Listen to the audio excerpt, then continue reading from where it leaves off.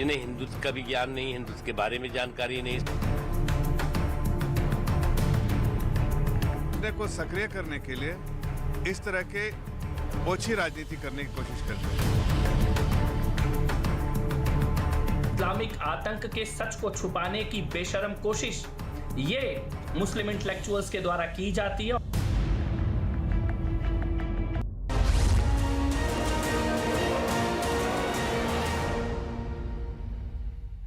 नमस्कार, आप देख रहे हैं न्यूज 18 इंडिया। मैं हूं आपके साथ प्रीति रघुनंदन। खुर्शीद है कि मानते नहीं और कांग्रेस की मुसीबतें इस कदर बढ़ाते रहते हैं। पूर्व केंद्रीय मंत्री और कांग्रेस के वरिष्ठ नेता सलमान खुर्शीद ने एक रोज पहले अपनी किताब sunrise over Ayodhya nationhood in our times में हिंदुत्व की तुलना आतंकी संगठन ISIS और बोको हराम से कर दी है, जिसके बाद इस पर विवाद खड़ा हो गया है। लेकिन इस विवाद के बाद भी सलमान खुर्शीद नहीं रुके और उन्होंने कश्मीरी हिंदुओं पर एक नया विवादास्पद बयान दिया है। न्यूज 18 के शो में सलमान खुर्शीद ने कश्मीर से हिंदुओं के विस्थापन पर भी विवादास्पद बयान दिया, जिस पर एक बार फिर विवाद शुरू हो गया। आप कह रहे हैं हिंदुत्व उदार है, तो हिंदुत्व की उदारता का क्या मतलब है? हिंदुत्व की उदारता का मतलब है कि कश्मीर में हिंदू अलग, कश्मीर से हिंदू बाहर हो जाए। हिंदुत्व की उदारता का यह मतलब निकाला जाए? सुनिए, कोई नहीं कह रहा है, कोई नहीं कह रहा। तो आप कह रहे होंगे कि हिंदू बाहर हो जाए कश्मीर से। बाहर हो गया, हम कह रहे हैं कि नहीं हो। अटल अरे हो गए तो हो गए, हम क्या करें। कश्मीरी हिंदुओं पर खुर्शीद के बयान पर एक्टर अनुपम खेर ने एक ट्वीट किया। उन्होंने अपने ट्वीट में लिखा है, हजारों सालों से कुछ लोग हिंदुत्व को भला बुरा कह रहे हैं, गाली दे रहे हैं, अलग अलग नाम दे रहे हैं। ऐसे भटके हुए प्राणियों को माफ कर देना चाहिए। नहीं जानते कि ऐसे मौकों पर हिंदुत्व और भी मजबूत होता है, क्योंकि हिंदुत्व केवल धर्म नहीं, जीवन जीने का तरीका है। सलमान खुर्शीद के कश्मीर से हिंदुओं के विस्थापन वाले बयान पर बीजेपी नेता गौरव भाटिया, उत्तराखंड के मुख्यमंत्री पुष्कर सिंह धामी और केंद्रीय मंत्री अर्जुन मेघवाल ने उन्हें घेरा है और कांग्रेस पर तुष्टीकरण की राजनीति का आरोप लगाया।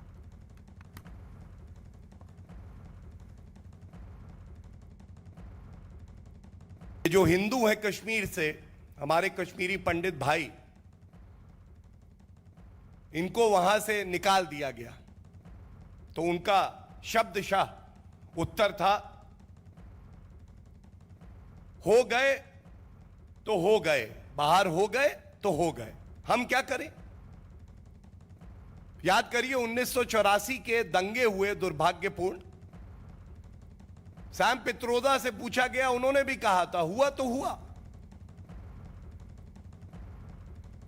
अगर देश के बहुसंख्यक हिंदू समाज के जो लोग हैं, जो भारत में नागरिक हैं, जिनके अधिकार भी संविधान में बराबर हैं, उनको द्वितीय श्रेणी का नागरिक आप क्यों मानते हैं?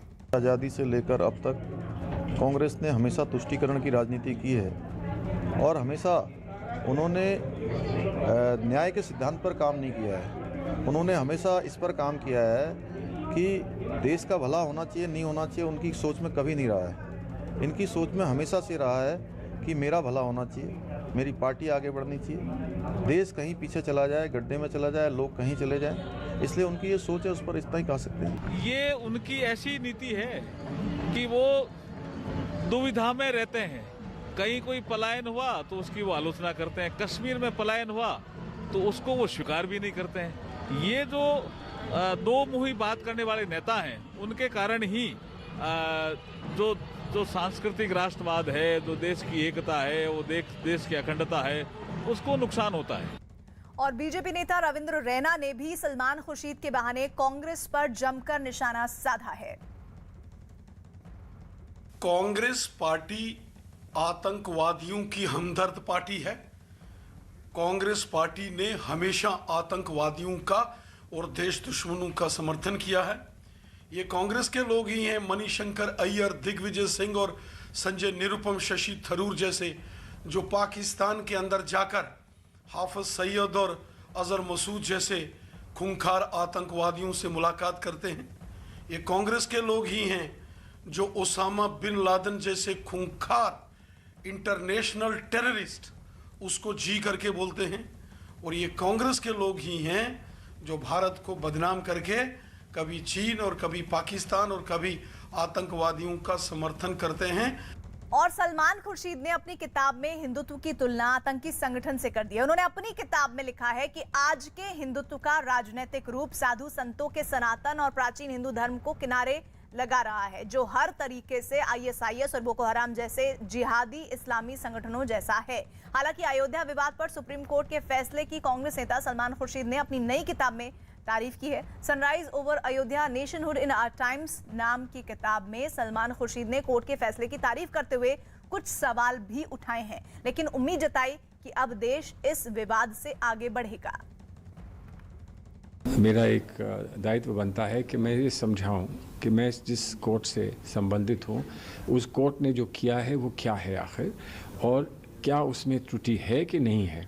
और मैंने माना कि ये अच्छा फैसला है, एक बहुत अच्छा जजमेंट है, और आज के हालात हमारे देश में हैं उनमें मरहम लगाने का एक रास्ता है।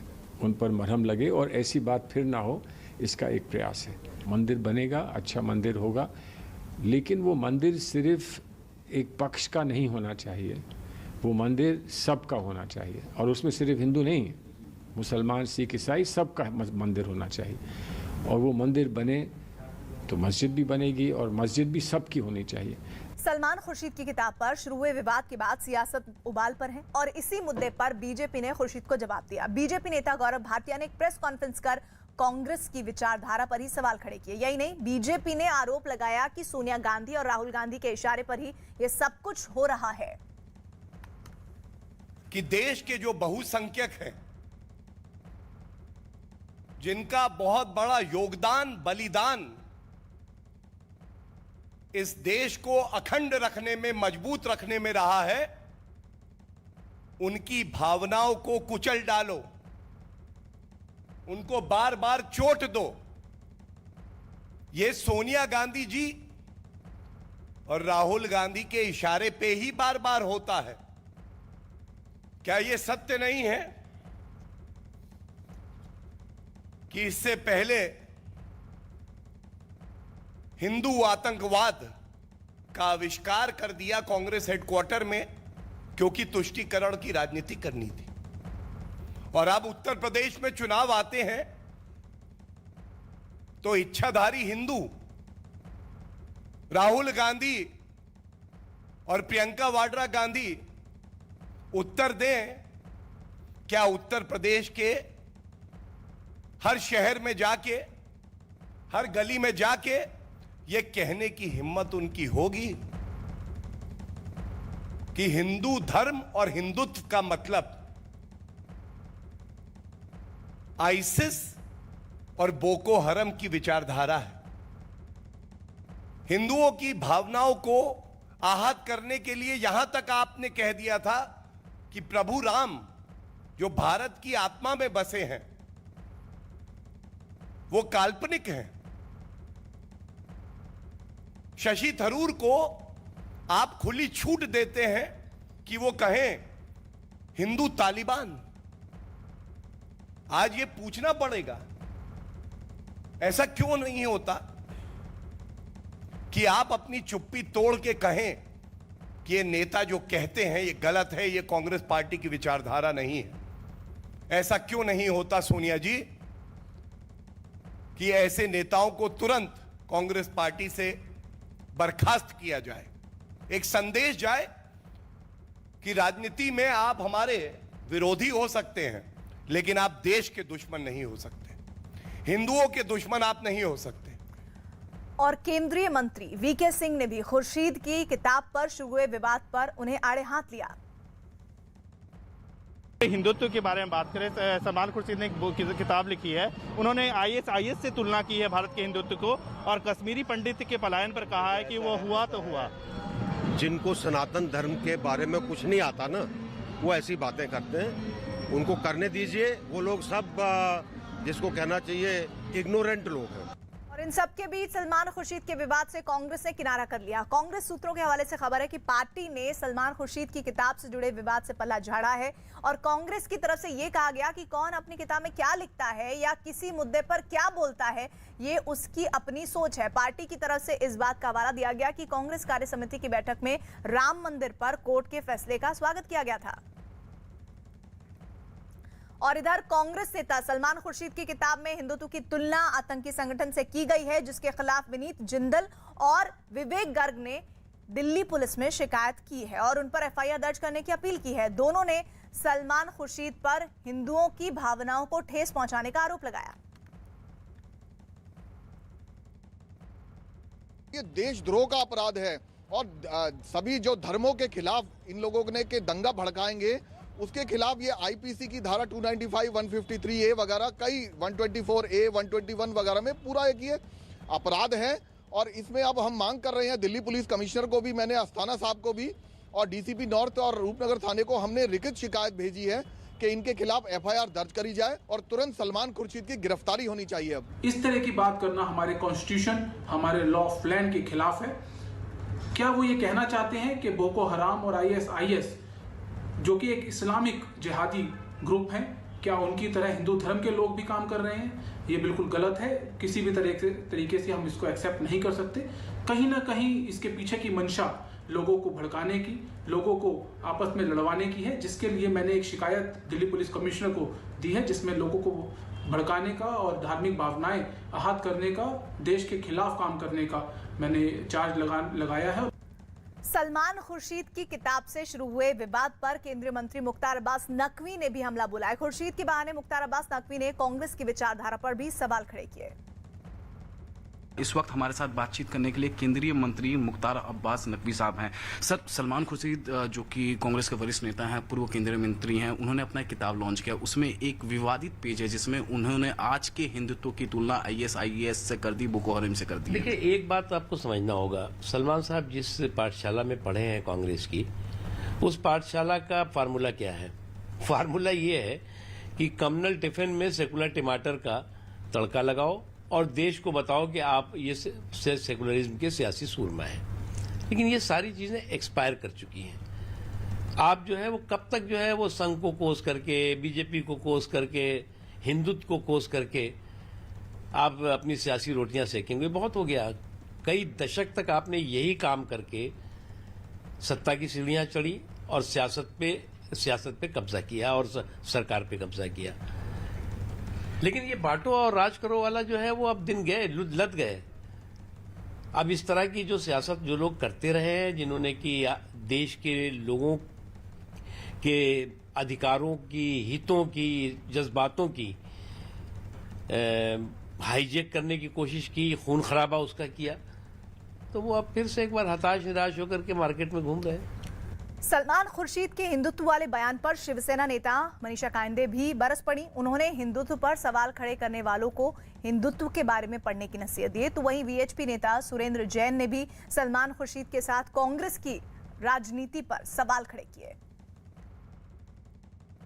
सलमान खुर्शीद को मैं सलाह देना चाहूंगी कि हिंदुत्व क्या है उसके बारे में जरा पढ़े, जानकारी ले, और कोई भी हिंदुत्ववादी संगठन ने कहीं बम विस्फोट किया है, किसी वर्ल्ड टावर पे उन्होंने अटैक किया है, या इस प्रकार की कोई आतंकवादी गतिविधियां उनकी है, इसका अभ्यास करें। सलमान खुर्शीद इनकी वक्तव्य का इन्होंने जो लिखा है उस किताब। और इस बीच बड़ी खबर आ रही है, पंजाब के पूर्व MLA गिरफ्तार किए गए हैं। कांग्रेस नेता सुखपाल खेरा को गिरफ्तार किया गया है। ड्रग्स तस्करी केस में ये गिरफ्तारी की खबर आ रही है। बड़ी खबर पूर्व MLA की गिरफ्तारी से जुड़ी हुई। सुखपाल खेरा को ED ने गिरफ्तार किया है और ये जानकारी मिल रही है कि इस पूर्व विधायक के गिरफ्तार होने के बारे में कि इसके संबंध किस तरह से कांग्रेस नेता सुखपाल खेरा की गिरफ्तारी के बीच ये खबर कि ड्रग्स तस्करी मामले में उनकी गिरफ्तारी हुई है। सुखपाल सिंह खेरा, ED ने उन्हें गिरफ्तार किया है और इस पूरे मामले में जो जानकारी अभी आ रही है वो ये कि पंजाब के पूर्व MLA को गिरफ्तार किया है। ED के पास कुछ पुख्ता सबूत सामने आए और कांग्रेस नेता सुखपाल खेरा को गिरफ्तार किया गया है। ड्रग्स तस्करी केस में ये गिरफ्तारी हुई है। सुखपाल खेरा को ED ने गिरफ्तार कर लिया है। पूर्व विधायक हैं सुखपाल सिंह खेरा कांग्रेस पार्टी के, और पंजाब के पूर्व MLA को गिरफ्तार ED की जानकारी के आधार पर किया गया है। चमन पिलानिया इस वक्त हमारे साथ हमारे सहयोगी जुड़ रहे हैं। चमन, और क्या इनपुट्स है इस खबर पर? जी देखिए, सुखपाल खेरा जो पहले आम आदमी पार्टी के विधायक थे, उन्होंने हाल ही में कांग्रेस पार्टी ज्वाइन की थी और उनके ऊपर जो है वो 2015 में ड्रग्स स्मगलिंग के तस्करी से जुड़ा हुआ मामला था और उस पर उनके एलिगेशन लगे थे कि उनका ड्रग्स मामले में वो लिप्त हैं। उसी को लेकर आज ईडी ने उनको अपने ऑफिस चंडीगढ़ सेक्टर 18 में बुलाया गया था और वहां पर उन्हें हिरासत में ले लिया गया। अब कुछ ही देर बाद उन्हें जो है वो चंडीगढ़ के जो सेक्टर 16 हॉस्पिटल है वहां पर उनका मेडिकल कराया जाएगा और उसके बाद ईडी की जो कार्रवाई है वो उस पर की जाएगी कि आगे उनको किस तरह से उनके ऊपर ये मामला बताया जा रहा है कि 2015 का है। हाँ जी, देखिए ये 2015 का मामला है और पंजाब के जिला फाजिलका के एक ड्रग तस्कर से जुड़ा हुआ मामला था और उस पर इनके ऊपर जो है वो ईडी जांच कर रही थी और उसी जांच को लेकर आज सुखपाल सिंह खैरा को जो है वो ईडी ने हिरासत में लिया है और उसी के अब थोड़ी देर बाद जो है उनका मेडिकल करवाया जाएगा और ईडी जो है इस पर और भी पूछताछ इस मामले में सुखपाल सिंह खैरा से कर सकती है। जी शुक्रिया चमन पलानी इस जानकारी के लिए आपका।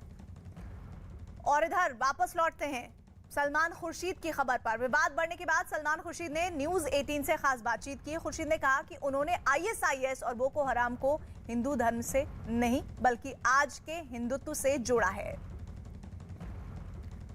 तो हिंदू धर्म पर नहीं हिंदुत्व से जोड़ने की बात उन्होंने कही है, लेकिन हिंदुत्व की तुलना आईएसआईएस और बोको हराम से करने पर बीजेपी उन पर और कांग्रेस पार्टी पर हमलावर है। लेकिन न्यूज 18 से बातचीत में खुर्शीद ने कहा है कि उन्होंने आईएसआईएस और बोको हराम को हिंदू धर्म से नहीं बल्कि आज के हिंदुत्व से जोड़ा है और जिसको लेकर बीजेपी लगातार सुबह से लगातार प्रतिक्रिया दे रही है और सलमान खुर्शीद की कांग्रेस पार्टी से बर्खास्तगी की अपील कर रही है।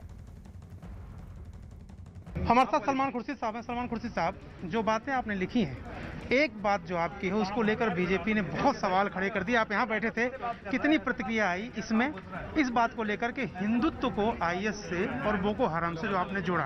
किससे जोड़ूं? वो मुझे बता दें किससे जोड़ूं। मैंने हिंदुइज्म को नहीं जोड़ा, हिंदुत्व को जोड़ा है। हिंदुइज्म को नहीं जोड़ा। हिंदुइज्म का मुझे सम्मान है और मैंने ये कहा है कि हिंदुइज्म और इस्लाम एक साथ जुड़े इस मुल्क में। उन्होंने उस पर कुछ नहीं कहा। हिंदुत्व पे वो कह रहे हैं, वो ये कहें हम बहुत अच्छे हैं, हिंदुत्व बड़ा अच्छा है, किसी को कष्ट नहीं देता, किसी को तंग नहीं करता। वो लोग तो बहुत खराब लोग हैं, क्यों नहीं बोलते हैं ऐसा? आपने अपनी भी पार्टी कुछ नेताओं पर सवाल उठाया जो सॉफ्ट हिंदुत्व की बात करते हैं, वो जो ये कहते हैं कि पार्टी की छवि प्रो मुस्लिम या अगेंस्ट हिंदू हो गई है। मुझे ऐसे किसी व्यक्ति से कोई कुछ लेना देना नहीं है। जो आप दिखाते हैं मैंने उसके बारे में लिखा है। मुझे अपने नेतृत्व पर बड़ा गर्व है कि मेरा नेतृत्व जो है ऐसे नहीं सोचता है। मेरा नेतृत्व इस मामले को टुकड़ों टुकड़ों में नहीं बांटता है। वो ये नहीं सोचता है कि ये हिंदू है ये मुसलमान है, वो ऐसा नहीं सोचता है। इसीलिए उस नेतृत्व पर मुझे गर्व है और इसीलिए उस नेतृत्व को मैं अपना नेतृत्व मानता हूँ। अगर कोई समझता है कि कुछ और होना चाहिए उस नेतृत्व को, तो वो जाके उनसे बात करें। कई लोग कह रहे हैं चुनाव से पहले इस तरह की बात से नुकसान हो जाएगा कांग्रेस पार्टी। तो जमीन में हमको गाड़ दो, कब्रिस्तान में जाके चुनाव करें, शमशान में जाके चुनाव करें। वहाँ सब लोग एक साथ होते हैं, कोई किसी से कुछ नहीं कहता। किसी की बुराई भी होती है तो वो माफ कर देते हैं। ऐसा नहीं होता।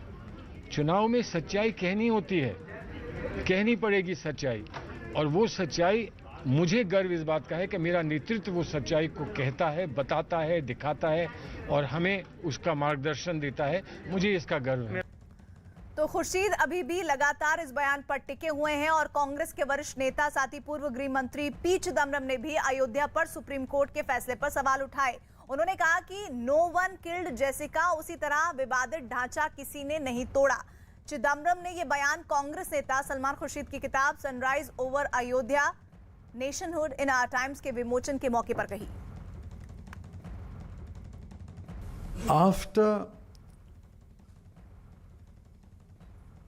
the Supreme Court judgment, things took a predictable course. Within a year or so, everyone who was accused, something like 300 people who were accused, were acquitted. So like no one killed Jessica, nobody demolished the Babri Masjid.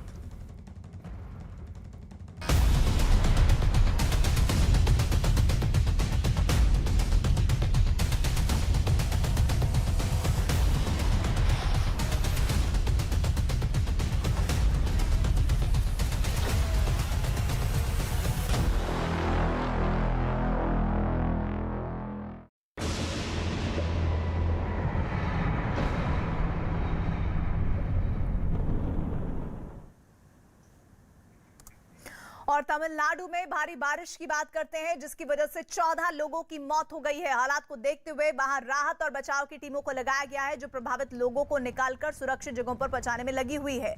मौसम विभाग ने भी चेन्नई समेत तमिलनाडु के 8 जिलों में बारिश का रेड अलर्ट जारी किया है और लोगों से घरों में रहने की अपील की है। भारी बारिश की वजह से हवाई और रेल सेवाओं पर बुरा असर पड़ा है। चेन्नई एयरपोर्ट को शाम 6 बजे तक के लिए बंद कर दिया गया है। चेन्नई में पिछले 6 साल में पहली बार इतनी बारिश हुई है, जिसकी वजह से वहां के लोगों को 2015 में आई बाढ़ का डर सताने लगा है। और इस बीच मुख्यमंत्री स्टालिन ने चेन्नई में बाढ़ प्रभावित कई इलाकों का दौरा कर राहत और बचाव का काम तेज करने के निर्देश दिए हैं। तो तस्वीरें आपको हम दिखा रहे हैं। जानकारी ये, अभी जो तस्वीरें भी बता रही हैं कि बारिश जरूर रुकी है, लेकिन पानी भरा हुआ है इलाकों में। तेज हवाएं थोड़ी देर पहले चल रही थी, अभी भी कमोबेश वैसी ही तेज हवाएं चलने की जानकारी आ रही है। लोगों को घुटनों तक भरे हुए पानी में एक जगह से दूसरी जगह तक सफर करना पड़ रहा है। गाड़ियों का चल पाना भी दूभर हो गया है। पुनमा जो है महाबलीपुरम और चेन्नई के बीच में, जहां पे आप देख सकते हैं बारिश बहुत जोर से आ रही है। चेन्नई के आसपास जब हम जा रहे हैं तो बारिश बढ़ती जा रही है और हवा भी बहुत तेजी से आ रही है। और यहाँ पे जो इस पर्टिकुलर स्पॉट है, यहाँ पे जो फ्लडिंग हो रहा है ये रोड पे हो रही है। और जो भी लोग हैं जो महाबलीपुरम से लेके चेन्नई तक जा रहे हैं, तो पुनमा के वया जा रहे हैं, तो वो ये ध्यान में रखें कि कई जगहों पे ऐसी हालत है जहाँ पे पानी रोड सड़क पे आ चुकी है। और जैसे हम चेन्नई की तरफ जा रहे हैं तो बारिश बढ़ती जा रही है और हवा की तेज़ी भी बढ़ती जा रही है। लोगों को ट्रैवल करना भी मुश्किल हो जा रहा है अभी, क्योंकि रोड्स भी फ्लडेड हो चुके हैं सर्टेन स्पॉट्स में जो है चेन्नई के आसपास। चेन्नई में लगातार हो रही बारिश और तेज हवाओं की वजह से वहां कई जगहों पर सड़कों पर बड़े बड़े पेड़ टूटकर गिर गए हैं, जिससे वजह से रास्ते बंद हो गए हैं। और इसके बाद एसडीआरएफ की टीमों ने पेड़ों को काटकर अलग किया है, फिर उन्हें रास्ते से हटाया गया है। सड़क पर पेड़ गिरने की वजह से रास्ते पूरी तरह से बंद हो गए हैं और इस दौरान वहां लगातार बारिश होती रही, जिससे पेड़ों को हटाने में भी काफी परेशानी आई है। 2 तस्वीर आपके सामने है। सड़कों पर पेड़ गिर गए हैं और किसी तरह से एसडीआरएफ की टीम लगी हुई है कि जल्द से जल्द इन पेड़ों को हटा दिया जाए। चुनौती अभी बारिश रुकने के बाद भी खत्म नहीं हुई है, क्योंकि तेज हवाओं का दौर जारी है। चेन्नई में भारी बारिश की वजह से वहां कई इलाकों में बाढ़ जैसे हालात बने हुए हैं। भारी बारिश के साथ वहां तेज हवाएं चल रही है, जिसकी वजह से राहत और बचाव का काम जारी है। परेशानी बहुत हो रही है। राहत और बचाव के काम में लगी टीमें इस दौरान प्रभावित लोगों को निकालकर सुरक्षित जगहों पर पहुंचाने के काम में लगी है। वहीं मुख्यमंत्री स्टालिन ने बाढ़ प्रभावित इलाकों का दौरा किया है और उसके बाद समीक्षा की है, बैठक की है और संभावित लोगों तक हर संभव, जो प्रभावित हुए लोग हैं उनको हर संभव मदद की निर्देश भी दिए हैं। बाढ़ से बिगड़े हालात के बीच बैठक का दौर और उसके बाद वो दिशा निर्देश जिसके जरिए हालात को बेहतर किया जाए, लोगों को सुरक्षित स्थानों पर पहुंचाना हो या फिर बाढ़ प्रभावित लोगों तक मदद पहुंचाना हो, इसको लेकर स्टालिन मुख्यमंत्री साहब ने बैठक की है और समीक्षा के बाद कड़े निर्देश दिए हैं और जल्द से जल्द लोगों को सुविधा और हालात को बेहतर करने की कोशिशों की ओर कदम बढ़ाया है। भारी बारिश की वजह से चेन्नई में हालात बेकाबू है। जहां तक नजर गई वहां सिर्फ पानी पानी दिखा है। चेन्नई के विलीवक्कम इलाके में सड़कें सैलाब बन गई है, जिससे लोगों का सड़कों पर निकलना मुश्किल है। सड़कें पूरी तरह से पानी से भरी नजर आई हैं और इसकी वजह से पैदल चलना तक मुश्किल हो गया। हर तरफ पानी का कब्जा है और ऐसा लगा मानो सड़कों पर कोई तेज नदी बहुत तेज धार के साथ बह रही हो। तो आप तस्वीरें देखिए। हालात अब बारिश रुकने के तो जरूर सामने आ रहे हैं, लेकिन वहां पर वाटर लॉगिंग बहुत ज्यादा है और खास तौर पर जो सबसे प्रभावित इलाका है वो है चेन्नई और उसके आउटस्कर्ट्स के इलाके, उसके आसपास के हिस्से सबसे ज्यादा इस बारिश की वजह से प्रभावित हुए हैं, जहां पर लोगों के घरों में पानी घुस गया है और लोग अपने ऊपरी मालों में शिफ्ट हो गए हैं। इस कदर नीचे हालात जो फ्लोर हैं वहां के बिगड़े हुए हैं। चेन्नई में भारी बारिश की वजह से वहां ग्रामीण इलाकों में भी बाढ़ जैसे हालात हैं। इमारतें, खेत खलियान सब में पानी ही पानी दिख रहा है और इस दौरान बाढ़ में फंसे लोगों को सुरक्षित निकालने का काम भी तेजी से हो रहा है। और इस बीच वहां से एक तस्वीर सामने आई जिसमें दिखा कि एक बुजुर्ग को कुर्सी पर बिठाकर राहत और बचाव की टीम उठाकर वहां से ले जाती हुई दिखी हैं। तो ये तस्वीरें आपके सामने आउटस्कर्ट्स के वो इलाके, दूर दराज के वो इलाके जहां पर मदद पहुंचना नामुमकिन सा है, वहां पर जो बचाव राहत की टीमें हैं वो पहुंची हैं और बुजुर्ग को किसी तरह से वहां से सुरक्षित बाहर निकाला जा रहा है। ये तस्वीर आपको बताएं कहां की है। दरअसल जिस तरह के हालात इस वक्त बने हुए हैं चेन्नई में भारी बारिश के बाद, वहां ग्रामीण इलाकों में मदद पहुंचाना एक बड़ी चुनौती है और इमारतें, खेत खलिहान सब में पानी भरा हुआ है और इस दौरान बाढ़ में फंसे लोगों को सुरक्षित निकालने का काम जारी है। और ये तस्वीर एक बुजुर्ग को कुर्सी पर बिठाकर राहत और बचाव की टीम किस तरह उठाकर ले जाती है उसकी है। चेन्नई की सड़कों पर जहां तक नजर गई वहां तक सिर्फ पानी पानी दिखा। सड़कों पर आए सैलाब की वजह से गाड़ियों की रफ्तार पर ब्रेक लगी है।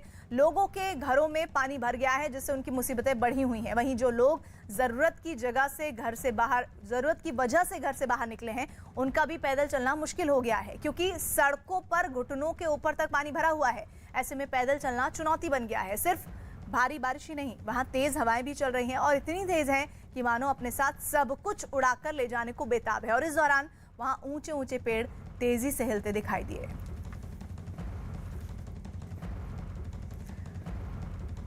तो देखिए, वाहन चल तो जरूर रहे हैं लेकिन इनकी रफ्तार कब ब्रेक लग जाए ये खुद ही नहीं समझ पाएंगे क्योंकि इतना ज्यादा पानी भरा हुआ है सड़कों पर। और चेन्नई में इस वक्त सबसे ज्यादा संकट की स्थिति है। बारिश अभी रुकी है लेकिन तेज हवाओं का दौर जारी है। बड़े बड़े पेड़ किस तरह से हिलते हुए नजर आ रहे हैं और ऐसे में कई ऐसे हिस्से हैं चेन्नई के जहां पर पेड़ों की वजह से रास्तों पर भारी जाम है, आवाजाही थम गई है। लेकिन पानी का आलम यह है कि लोगों के घरों में घुसने को ये पानी अभी भी बेताब दिख रहा है।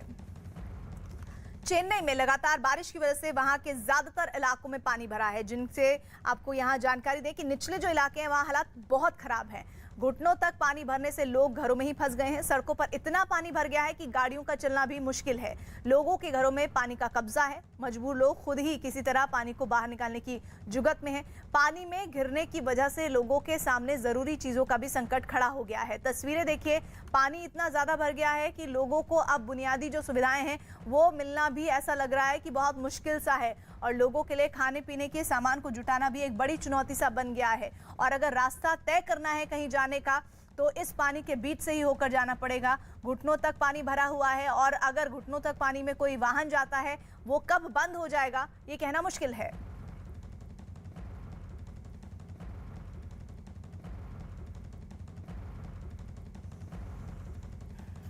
चेन्नई में बारिश से बिगड़े हालात हैं और सबसे ज्यादा असर चेन्नई में ही हो रहा है और उसके आसपास के हिस्सों में हो रहा है। वाहनों की आवाजाही ठप है। आपको ये बताएं कि हवाई यातायात भी प्रभावित हुआ है। 6 बजे तक फ्लाइट्स को कैंसिल किया गया है। अभी तक इनिशियल जो जानकारी है 14 लोगों की जान गई है और ऐसे में अभी भी संकट इस वजह से बना हुआ है क्योंकि बारिश थमी है, तेज हवाएं अभी भी चल रही हैं। तमिलनाडु समेत दक्षिण भारत के 3 राज्यों में लगातार बारिश हो रही है। जनजीवन अस्त व्यस्त हो गया है। भारी बारिश की वजह से तमिलनाडु में अब तक 14 लोगों की जान गई है। चेन्नई में लगातार हो रही बारिश ने वहां के लोगों की मुसीबतें बढ़ाई हैं। चेन्नई से 3 तस्वीरें दिखा रहे हैं जिसे देखकर आप अंदाजा लगाइए कि वहां पर बारिश से हालात कितने बिगड़े हुए हैं। सड़क पर सैलाब का कब्जा हो गया है। वहां लगातार बारिश से घरों में पानी भर गया है और इस बीच बाढ़ के पानी में फंसे लोगों का रेस्क्यू भी किया जा रहा है और उन्हें सुरक्षित जगहों तक पहुंचाया जा रहा है। 3 तस्वीरें आपके सामने। 40 जगहों पर बाढ़ का खतरा मंडरा रहा है। सड़क पर समंदर जैसे आलम है। घरों में पानी घुसा हुआ है। लोगों की जरूरी जो चीजें हैं वो खराब हो रही हैं। ऐसे में लोग अपने घरों से खुद ही पानी एकत्रित करके बाहर निकालने की कवायद में हैं, लेकिन वो बाहर भी अगर नजर दौड़ाएं तो वहां भी पानी पानी ही नजर आ रहा है। बुजुर्ग का रेस्क्यू किया गया है। वो बुजुर्ग जो ग्रामीण इलाकों में फंसे हुए हैं उन्हें कुर्सी पर बैठाकर बचाव टीम वहां सुरक्षित ठिकानों पर ले जाने की कोशिश कर रही है। लेकिन ये जो पूरा अभियान है ये लंबा चलने वाला है क्योंकि इतना ज्यादा पानी चेन्नई और उसके आसपास के इलाकों में भरा हुआ है जो बड़ी चुनौती है। इधर पंजाब विधानसभा में आज सदन की कार्यवाही के दौरान हंगामा हुआ है। न्यूज 18 के चमन पलानिया की खबर है कि मुख्यमंत्री चरणजीत सिंह चन्नी ने सदन में कार्यवाही के दौरान अकाली दल के नेताओं पर नशे के कारोबार से जुड़े आरोप लगा दिए, जिससे वहां मौजूद अकाली दल के विधायक भड़क गए और हंगामा खड़ा कर दिया। अकाली दल के नेता सीएम चन्नी को घेर कर खड़े हो गए और बहसबाजी तेज हो गई। और इसी बीच नवजोत सिंह सिद्धू समेत वहां मौजूद दूसरे कांग्रेस विधायक भी सीएम चन्नी के पास पहुंचे और अकाली दल के नेताओं से बहस करने लगे। दोनों ही दलों के विधायक इस दौरान एक दूसरे के आमने सामने हो गए और सदन में काफी देर तक यह हंगामा चलता रहा।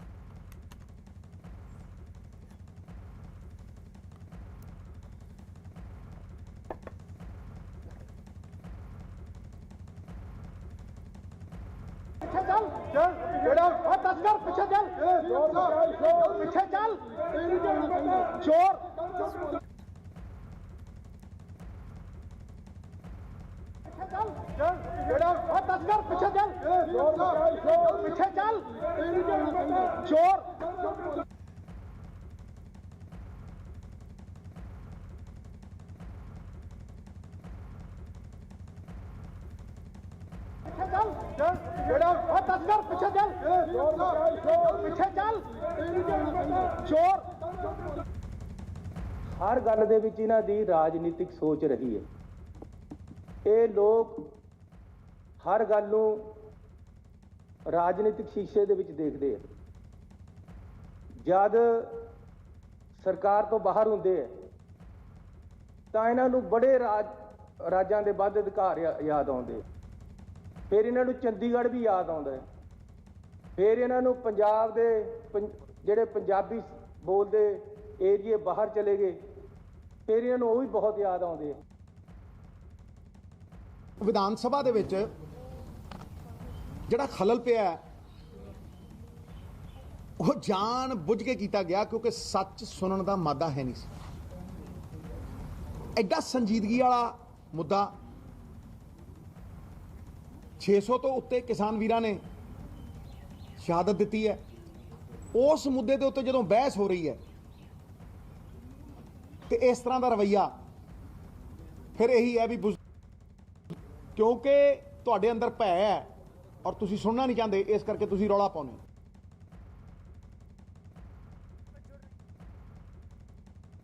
नेता को जिस तरह से कहा गया तस्कर ओए तस्कर, ये पंजाब विधानसभा में भी ऐसा लगता है कि पहली दफे हो रहा है और हाथापाई की नौबत इस कदर पहुंच गई।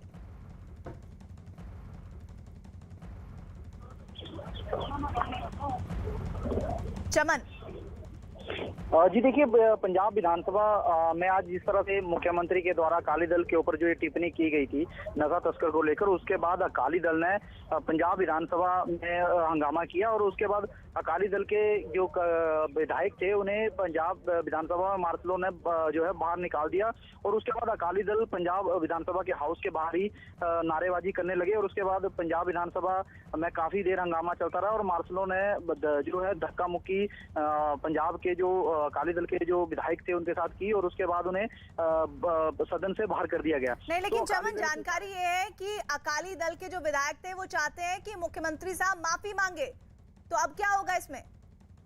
जी देखिए, अकाली दल के जो विधायक हैं विक्रम सिंह मजीठिया, उन्होंने यही आरोप लगाया है कि जो मुख्यमंत्री ने जिस तरह से उन्हें नशे का सौदागर कहा है वो उसको लेकर वो जो है वो टिप्पणी अपने वापस लें और उसी को लेकर जो है अकाली दल ने जो है वो सदन के बाहर हंगामा खड़ा किया। जी, तो अब इस पूरी स्थिति में क्या सियासत रंग ले रही है पंजाब विधानसभा की? और देखिए, अभी विक्रम सिंह मजीठिया कुछ ही देर में जो है वो एक प्रेस वार्ता करने वाले हैं और वो जो सदन में जो आज इस तरह की जो कार्रवाई हुई उसके ऊपर जो है वो अपनी जो है वो सफाई दे रहे हैं और मुख्यमंत्री की तरफ से ये कहा गया कि जो अकाली दल है उनकी तरफ से जो है वो उनको ऊपर ये आरोप लगाया मुख्यमंत्री ने कि वो नशे में लिप्त है, इसीलिए अकाली दल जो है सदन में जो है कार्रवाई नहीं चलने देते और हंगामा करते रहते हैं। तो इसी को लेकर मुख्यमंत्री ने जो आज अकाली दल पर जो है इस तरह का जो है वो टिप्पणी की है। जी, नशा कारोबारी कहने को लेकर क्या कोई जानकारी या तथ्य भी मुख्यमंत्री ने यहाँ पर साझा किए जिसको लेकर अकालियों को काफी ऐतराज था? जी देखिए, जो जिस तरह से कांग्रेस पार्टी और आज जिस तरह से चरणजीत सिंह चन्नी के साथ जो और भी विधायक हैं वो उनके ऊपर ये आरोप लगा रहे थे कि जो अकाली दल है जब उनकी सरकार थी तब से ही जो है पंजाब में नशा बढ़ा है और उसी को लेकर आज उन्होंने अकाली दल को घेरा था और इसी को लेकर आज चरणजीत सिंह चन्नी पंजाब के मुख्यमंत्री ने जो पंजाब के जो अंदर हाउस में उस वक्त अकाली दल के विधायक विक्रम सिंह मजीठिया थे उनके ऊपर जो है इस बात नशा तस्कर को लेकर जो टिप्पणी की और उसके बाद नवजोत सिंह सिद्धू भी उस पर जो है वो खड़े उतरे और उसके बाद अकाली दल और जो पंजाब के जो कांग्रेस के विधायक थे वो आपस में जो है धक्का मुक्की तक उनकी जो है नौबत आ गई। तो हाथापाई करने की नौबत आई या हुआ भी? जी देखिए, उसी बीच जो है हाथापाई तो नहीं हुई, लेकिन तीखी नोकझोंक हुई और उसके बाद जो है मार्शल बीच में आए और दोनों जो है वो अकाली दल के और कांग्रेस के जो कार्यकर्ता थे, जो विधायक थे, उन्हें जो है वहां से श्रोमणी अकाली दल के कार्यकर्ताओं को बाहर निकाला गया। जी, तो जो ये स्पेशल सत्र था, अब इसको लेकर ये खत्म हो गया है या अभी भी कुछ बाकी है इसमें? जी अभी जो पंजाब विधानसभा का विशेष सत्र है वो अभी चल रहा है और अभी जो है वो मनप्रीत सिंह बादल संबोधित कर रहे हैं और अभी कुछ और समय लगेगा, उसके बाद ही ये सत्र जो है वो खत्म होगा। जी शुक्रिया चमन पलानिया, पंजाब के मुख्यमंत्री विधानसभा में अकाली दल के मजीठिया को जिस तरह से उन्होंने टारगेट किया, नशे का कारोबारी कहा, उस पर अकाली दल के विधायक भड़क गए और काफी धक्का मुक्की हुई। उस बीच उन्हें बाहर विधानसभा से निकाल दिया गया और उन्हें आने के लिए अंदर जब उन्होंने कोशिश की तो मार्शल ने उनके साथ धक्का मुक्की की। शुक्रिया पलानिया।